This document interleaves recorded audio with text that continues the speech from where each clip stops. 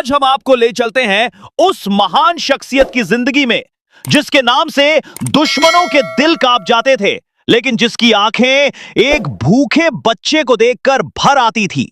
वो शख्स जिसने राज्य नहीं बल्कि दिलों पर हुकूमत की, वो है हजरत उमर इब्ने खत्ताब रजी अल्लाह ताला अन्ह, इंसाफ का सरताज, इस्लाम की ताकत और दुनिया के सबसे बड़े आदर्श शासक। हजरत उमर का बचपन मक्का की तपती रेत में बीता।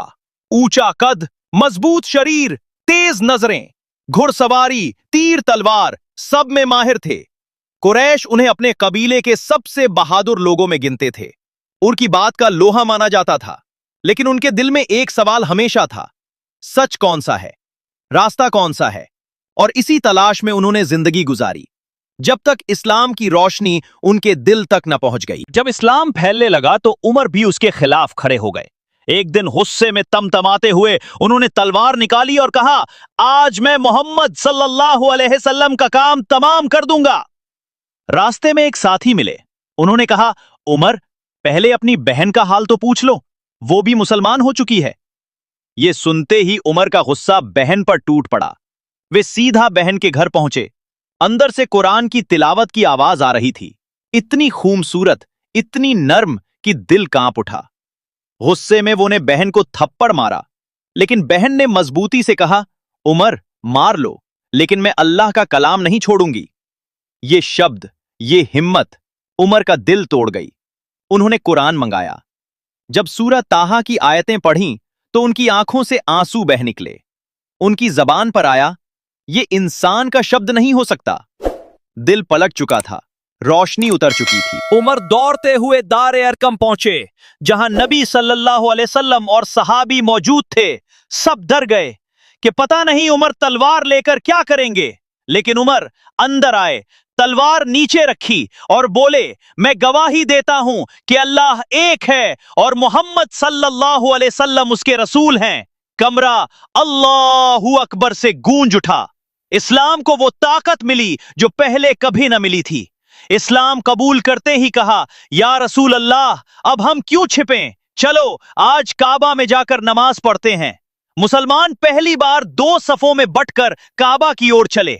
एक सफ के आगे हजरत हमजा और दूसरी के आगे उमर। मक्का वालों की हिम्मत नहीं थी कि रास्ता रोक सकें। उमर काबा के दरवाजे पर चढ़े और जोर से पुकारा, सुन लो, मैं मुसलमान हो चुका हूं। जिसको हिम्मत है वो उमर को रोक कर दिखाए। पूरा मक्का खामोश हो गया। ये वो दिन था जब इस्लाम के सामने कोई ताकत न टिक सकी। जब उमर खलीफा बने तो दुनिया ने देखा कि हुकूमत कैसी होती है।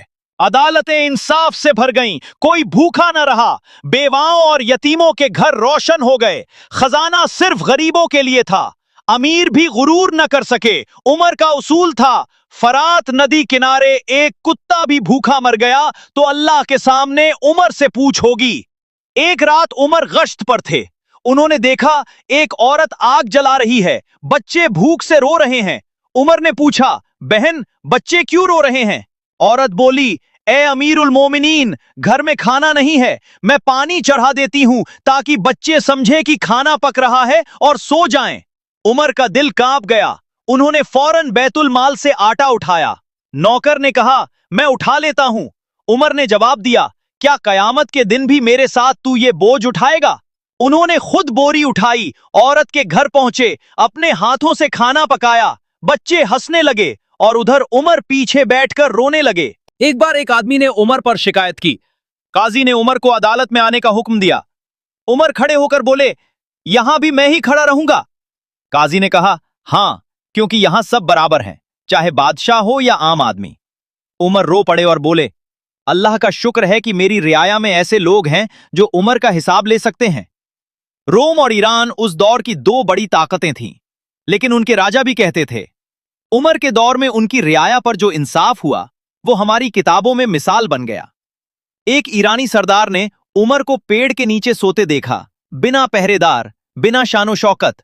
वो बोला, एक ऐसा शासक जो डर कर नहीं सोता, उसके जिस्म से नहीं, उसके इंसाफ से दुनिया कांपती है। जब बैतुल मकदस फतह हुआ तो ईसाई पादरी बोले, हम शहर की चाबियां सिर्फ उस शख्स को देंगे जिसके बारे में हमारी किताबों में निशानियां लिखी हैं।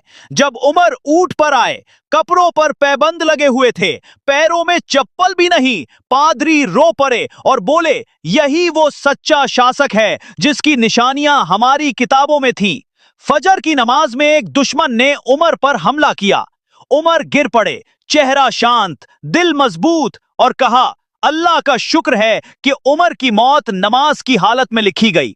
उन्होंने अपनी आखिरी ख्वाहिश बताई, मुझे अल्लाह के रसूल और अबू बकर के पास दफन कर देना। हजरत आयशा ने इजाजत दी और यूं उमर को इस्लाम की दो सबसे महान हस्तियों के साथ दफन किया गया। सत्ता ताकत नहीं, जिम्मेदारी है।